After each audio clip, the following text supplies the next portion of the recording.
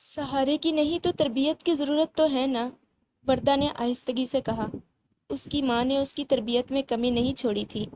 उनके अब्रू अभी भी भिंचे हुए थे। किसी की तरबियत कभी मुकम्मल नहीं होती भाई, इंसान सारी ज़िंदगी सीखता है। मायदा ने वर्दा का साथ दिया। उसे कुछ सीखने की ज़रूरत नहीं मायदा, अगर हो भी तो मैं तो हूँ ही उसके पास, उसका बाप। उनके बहन भाइयों ने उनके लहजे में सर्दपन गालिब आते देखा था। आपके साथ साथ उसे माँ की ज़रूरत भी है भाई, ओन अली ने कहा था। है तो सही, मगर क्या किया जाए, वो मालिक बड़ा बेनियाज है। उसने ले ली उसकी माँ, अब क्या कर सकते हैं। उन्होंने कंधे उचकाए। आप शादी कर लें भाई। अपने छोटे बहन भाइयों की बेतुकी बातों से तंग आकर और नतीजे से बेपरवाह होकर परवेज साहब ने अपने आने का मकसद वाजे कर दिया था। फिरोज साहब ने बेयकीनी से छोटे भाई की जानिब देखा। परवेज साहब ने निगाहें झुकाई। उन्होंने फरीहा की जानिब देखा। उसने निगाहें चुराई। सॉरी, क्या कहा आपने? उन्होंने कान परवेज साहब के होंठों के करीब किए। आप सुन चुके हैं भाई, उन्होंने उनके कान में सरगोशी की। यानी यानी तुम लोग ये कहते हो कि मैं अपने बेटे, अपने इकलौते जिगर के टुकड़े के सर पे अजाब मुसल्लत कर दूं? उन्होंने हत्तल बसा आंखें फैलाकर सबको देखा।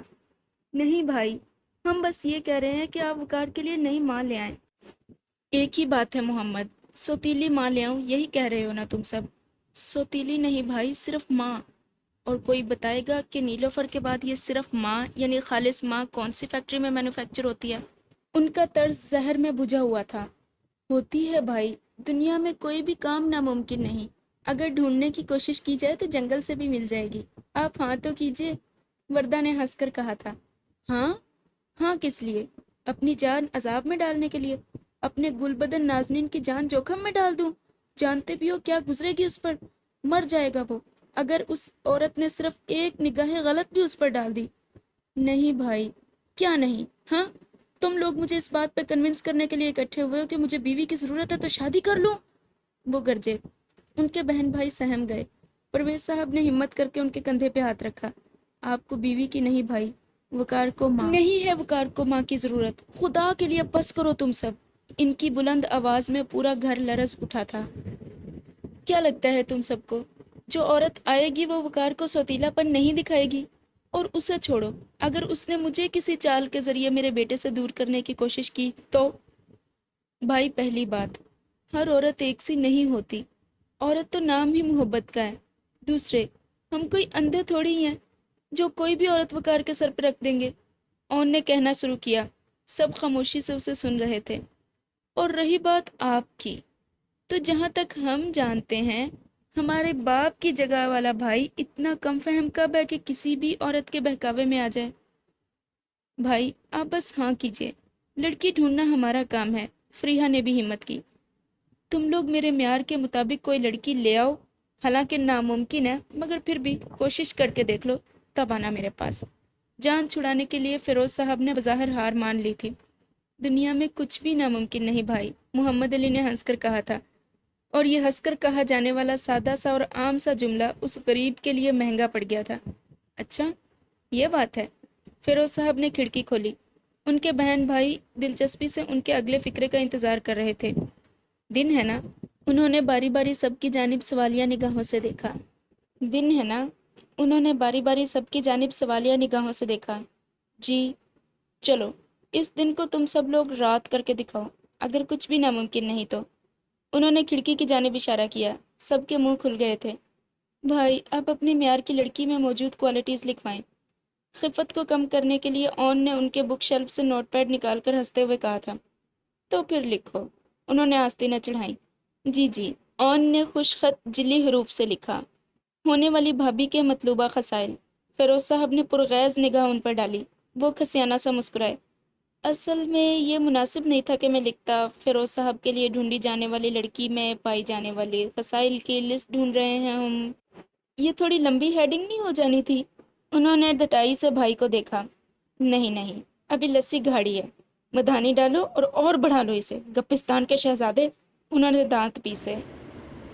लिखो, नेक दिल हो, खूबसूरत भी हो, खूबसीरत भी हो, यानी दीनदारी में यकता हो और हुस्न में लाजवाब हो, खूब सलीकामंद और सलीका शुआर हो, आवाज़ अच्छी हो اور نعت خوانی کا شغف رکھتی ہو، ایک نگاہ میں اچھے برے کا فرق سمجھتی ہو، یعنی انسان کا 1 منٹ میں ایکس رے کرنے کی صلاحیت رکھتی ہو، اڑتی چڑیا کے پر گن لے، اتنی زیرک ہو کہ بنا کہے میری بات کو سمجھے اور فوراً عمل کر ڈالے، فرما بردار ایسی ہو کہ ابھی میں سوچ رہا ہوں اور وہ اٹھ کر کام کر دے، پیار کرنے والی ہو، نہ صرف مجھ سے بلکہ میرے نور نظر سے بھی، اور سب سے بڑی بات، خود غرضی، تعصب، حرص و لالچ اور حسد سے پاک ہو، اور وقار کے ساتھ ساتھ مجھے بھی نئی زندگی فراہم کرے۔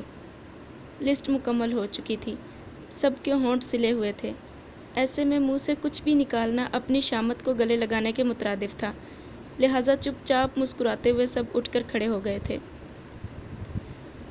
عزا و کارب اور دوست احباب مل کر فیروز صاحب کے لیے نئی شریک حیات کے انتخاب کے لیے تگ و دو میں لگ گئے تھے، مگر کوئی ان کے معیار اور توقعات پہ پورا اترنے والی خاتون نہ ملی۔ جو لسٹ انہوں نے اپنے بہن بھائیوں کو نوٹ کروائی تھی، ان صفات سے متصف حور پری کا ملنا ناممکن نہیں تو بہت حد تک مشکل ضرور تھا۔ اے خدا، یہ کیسی آواز ہے! ایک تو خوفناک جنگل اور اوپر سے کسی چڑیل کی خوفناک آواز، فیروز صاحب کی روح تک جم گئی تھی۔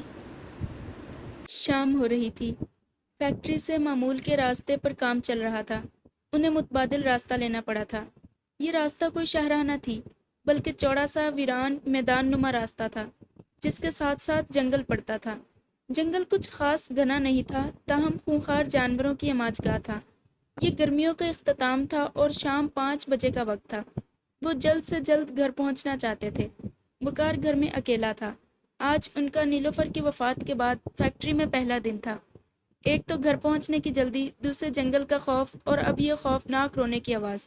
انہوں نے جلتو جلالتو کا ورد کرتے ہوئے بائک کی رفتار میں مزید اضافہ کیا، مگر کچھ دور جا کر دانستاً رفتار کم کی، بلکہ رک ہی گئے تھے۔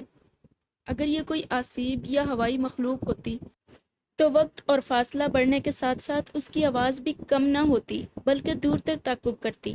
یہ ضرور کوئی مصیبت کی ماری عورت ہے، انہوں نے خود سے حساب لگایا، اور پھر بائک کا رخ موڑ لیا، وہیں واپس آن کھڑے ہوئے جہاں وہ نسوانی رونے کی آواز نسبتاً بلند اور پھر بائک کا رخ موڑ لیا، وہیں واپس آن کھڑے ہوئے جہاں وہ نسوانی رونے کی آواز نسبتاً زیادہ بلند اور صاف سنائی دے رہی تھی۔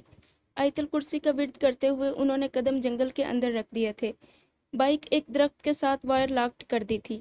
جیسا کہ بتایا کہ جنگل خونخوار جانوروں کا مسکن تھا، لہٰذا یہ سارا علاقہ ویران تھا، چنانچہ کوئی آدم نظر آتا تھا نہ آدم ساد۔ فیروز صاحب اس نسوانی آواز کا تعقب کرتے پیدل ہی آگے بڑھتے چلے جا رہے تھے۔ آواز سے لگتا تھا کہ خاتون بہت زیادہ دکھی ہے، کیونکہ سسکیوں کی آواز بہت ہی زیادہ دردناک تھی۔ مگر سوال یہ تھا کہ وہ جنگل میں آ کے کیوں رو رہی تھی؟ کیا گھر میں کوئی محترمہ کو یہ شغف پورا کرنے نہیں دیتا؟ مگر کیا معلوم وہ واقعی کوئی چھلاوا ہو، وہ قریب پہنچے تو وہ ایک بدصورت ڈائن میں تبدیل ہو جائے اور وہ بیچارے اس کے لیے ایک لقمہ ہی ثابت ہوں۔ تو کیا انہوں نے یہاں آنے کی غلطی کر لی تھی؟ تو کیا لوٹ جائیں؟ نہیں، اب جب اوکھلی میں سر دے ہی دیا ہے تو موسلوں سے کیا ڈرنا؟ چل سو چل، سوچو کہ تانے بانے بنتے فیروز صاحب کے قدم زنجیر ہوئے۔ سامنے کا منظر دل دہلا دینے والے تھے۔